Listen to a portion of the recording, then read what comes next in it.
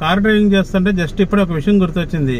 ఏంటంటే ఈరోజు దేశవ్యాప్తంగా అందరూ కూడా అయోధ్య రాముడు ప్రాణ ప్రతిష్ఠ అని చెప్పి చేస్తా ఉన్నారు. దానికి సలాం. నేను నిజంగా చాలా ఎక్సలెంట్ గా చేస్తున్నారు. అందరూ టీవీల్లో లైవ్లు ఇస్తా ఉన్నారు, చాలా బాగా చేస్తున్నారు.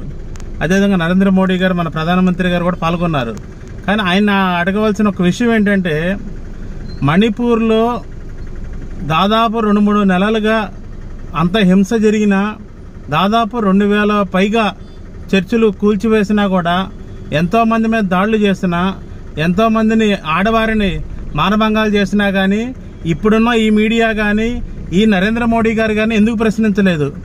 ఈ నరేంద్ర మోడీ గారు ప్రాణ ప్రతిష్ఠ కార్యక్రమం అని చెప్పి దాదాపు వారం రోజుల నుంచి అయోధ్యలోనే ఉన్నానని చెప్పారు.